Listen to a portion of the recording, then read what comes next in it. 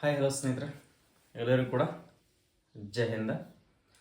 ITBP Indian Tibetan border police force ಅಂತ ಹೇಳ್ಕೇಶಿಂದ totally 2024ರಲ್ಲಿ ಇದು 6ನೇ ರಿಕ್ರೂಟ್ಮೆಂಟ್. ಅಂದ್ರೆ ಟೋಟಲಿ 6 ನೋಟಿಫಿಕೇಶನ್ಗಳನ್ನು ಮಾಡಿದರು. ಓಕೆ, ITBP ಅಂದರೆ ಏನು, ITBPದಲ್ಲಿ ಇಷ್ಟು ಹುದ್ದೆಗಳನ್ನ ಕಾನ್ಫರ್ಮ್ ಆಗ್ತಿದ್ದಾವೆ ಅಂತ ಹೇಳ್ಕೇಶಿಂದ ನಾವು ಕೂಡ ಇದೇ ಫಸ್ಟ್ ಟೈಮನ್ನು ನೋಡ್ತಾ ಇದ್ದೀವಿ. ಈ ಥರದ ಹುದ್ದೆಗಳನ್ನ ಕಾನ್ಫರ್ಮ್ ಮಾಡ್ತಾರ? ನಾವೇನು ತಿಳ್ಕೊಂಡಿದ್ದೀವಿ, ITBPದಲ್ಲಿ GDA ಮತ್ತು ಡ್ರೈವರ್ ಹುದ್ದೆಗಳನ್ನ ಮಾತ್ರ ಕರಿತಿರ್ತಾರ ಅಂತ ಹೇಳ್ಕೇಶಿಂದ ಅಷ್ಟನ್ನು ಮಾತ್ರ ತಿಳ್ಕೊಂಡಿದ್ವಿ.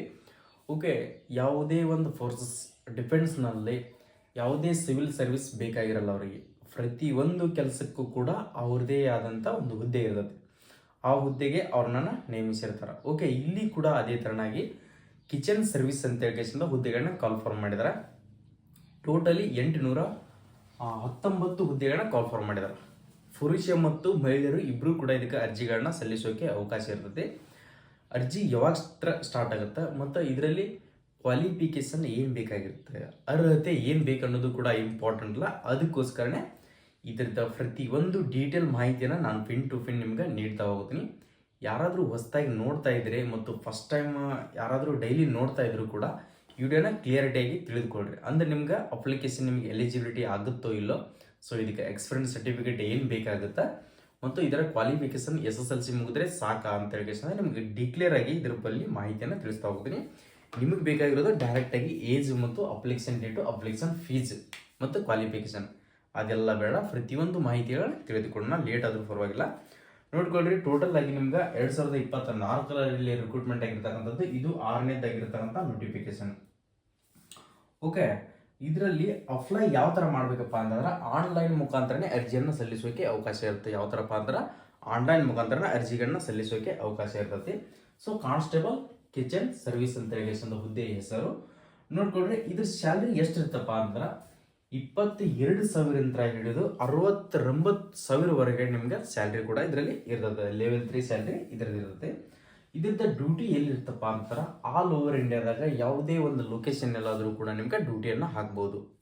ಓಕೆ, ನೆಕ್ಸ್ಟ್ ಇದ್ರದ್ದು ಅಪ್ಲೈ ಡೇಟ್ ಯಾವಾಗ ಸ್ಟಾರ್ಟ್ ಆಗುತ್ತೆ, ಆನ್ಲೈನ್ ಮುಖಾಂತರ ಅರ್ಜಿಯನ್ನು ಸಲ್ಲಿಸುವ ದಿನಾಂಕ ಯಾವಾಗ ಸ್ಟಾರ್ಟ್ ಆಗುತ್ತೆ ಅನ್ನೋದು ಕೂಡ ಇಂಪಾರ್ಟೆಂಟ್ ತಾನೆ. ನೋಡ್ಕೊಳ್ರಿ, 1/10/2024 ಇದು ಆಗಸ್ಟ್ ತಿಂಗಳ.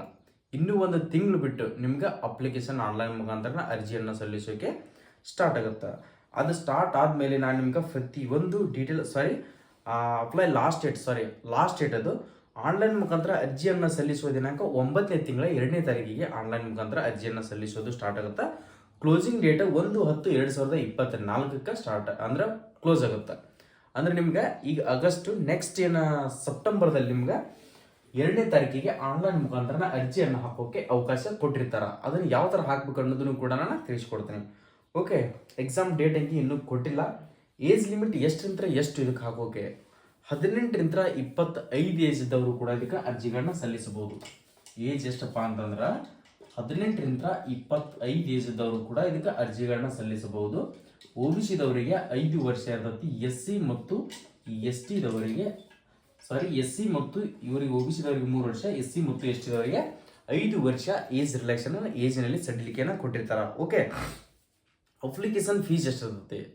ಅಪ್ಲಿಕೇಶನ್ ಫೀಸ್ ನೋಡ್ಕೊಳ್ಳಿ ಸ್ನೇಹಿತರೆ, ಬಹಳ ಇರೋದಿಲ್ಲ.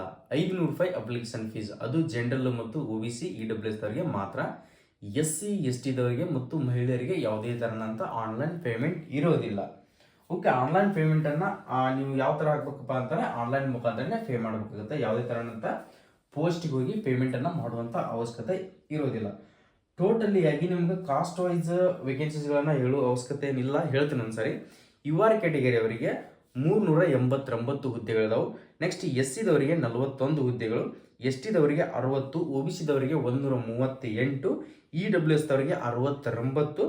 ಟೋಟಲಿ ನಿಮ್ಗೆ ಕ್ಯಾಟಗರಿ ವೈಸ್ ನೋಡ್ಕೋತೆ ಹೋದರೆ ಮೇಲ್ ಕ್ಯಾಟಗರಿ ಅವರಿಗೆ 697 ಹುದ್ದೆಗಳು ಪುರುಷರಿಗೆ ಇದಾವೆ. ಮಹಿಳೆಯರಿಗೆ ನೋಡ್ಕೊಳ್ರಿ, URದವರಿಗೆ 69, SCದವರಿಗೆ 7, STದವರಿಗೆ 10, OBCದವರಿಗೆ 24, EWS ದವರಿಗೆ 12. ಟೋಟಲಿಯಾಗಿ 112 ಹುದ್ದೆಗಳು ಮಹಿಳೆಯರಿಗಿದಾವೆ. ನೋಡ್ಕೊಳ್ರಿ, ಮೇಲ್ ಕ್ಯಾಡೆಟ್ಗಳು ಎಷ್ಟದಪ್ಪ ಅಂತಂದ್ರೆ 697 ಪುರುಷರಿಗೆ. ಫೀಮೇಲ್ ಕ್ಯಾಟಗರಿ ಅವರಿಗೆ 122 ಹುದ್ದೆಗಳು ಇದಾವೆ.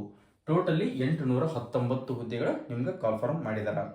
ಓಕೆ, ಇದರಲ್ಲಿ ಹೈಟ್ ಅಂಕಿ ನಿಮ್ಗೆ ನಾರ್ಮಲ್ ಆಗಿ ಏನು ಕೊಟ್ಟಿಲ್ಲ ಅವ್ರ. ಸೊ ನನ್ನ ಪ್ರಕಾರ ಎಷ್ಟು ಇರ್ಬೋದು ಹೈಟ್, 167 ಸೆಂಟಿಮೀಟರ್ಗಿನ್ನ ಅಬೋವ್ ಇಡ್ಬೋದು, ಆದರೆ 167.5 ಸೆಂಟಿಮೀಟರ್ ಕೆಳಗಡೆ ಇರೋದಿಲ್ಲ. ಎಷ್ಟಿದವರಿಗೆ 5 ಸೆಂಟಿಮೀಟರ್ನ ಎಷ್ಟು ಕೊಟ್ಟರು ಕೂಡ ಅದಕ್ಕೆ 5 ಸೆಂಟಿಮೀಟರ್ನ ರಿಲ್ಯಾಕ್ಸೇಷನ್ ಕೊಟ್ಟೇ ಕೊಡ್ತಾರೆ. ಹೈಟ್ ಬಗ್ಗೆ ಅಷ್ಟು ಕ್ಲಿಯರಿಟಿಯನ್ನು ಕೊಟ್ಟಿರಲಿಲ್ಲ.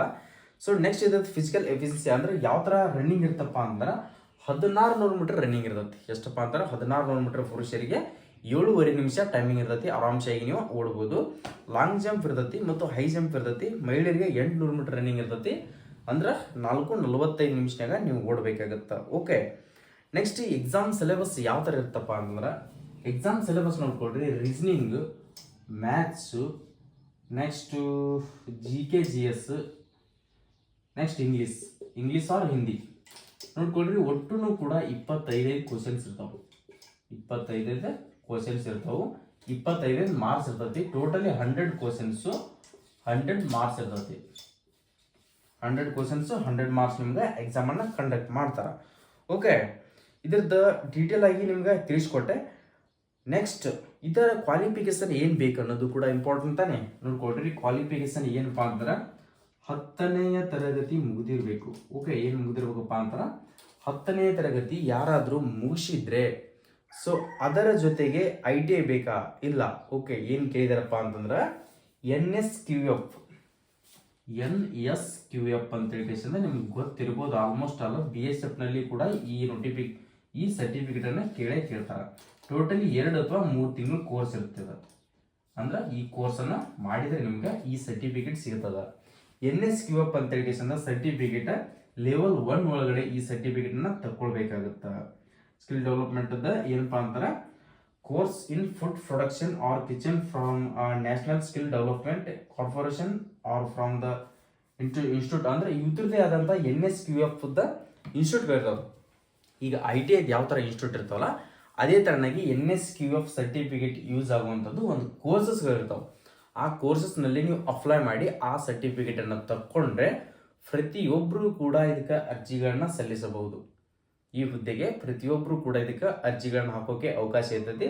ಇದಕ್ಕೇನು ITI ಮುಗಿದಿರಬೇಕು ಮತ್ತು PUC ಮುಗಿದಿರಬೇಕು, ಡಿಪ್ಲೊಮಾ ಮುಗಿದಿರ್ಬೇಕು ಅಂತ ಹೇಳಿ ಯಾವುದೇ ತರನಾಗಿ ಮೆನ್ಷನ್ ಮಾಡಿಲ್ಲ. 10th ಮುಗಿದಿರಬೇಕು, ಅದರ ಜೊತೆಗೆ NSQF ಅಂತ ಹೇಳಿ ಕಿಚನ್ ಸರ್ವಿಸ್ ಅಥವಾ ಫುಡ್ ಏನಾದರೂ ವರ್ಕ್ ಮಾಡಿದ್ದ ನಿಮ್ದು ಕೋರ್ಸ್ ಸರ್ಟಿಫಿಕೇಟ್ ಇದ್ರೆ ಸೊ ಇದಕ್ಕೆ ನೀವು ಅರ್ಜಿಯನ್ನು ಸಲ್ಲಿಸೋಕೆ ಅವಕಾಶ ಇರ್ತದೆ. ಸೊ ಇಷ್ಟು ನಿಮಗೆ ಶಾರ್ಟ್ ನೋಟಿಫಿಕೇಶನ್ ಅನ್ನು ಮಾಡಿದಾರ.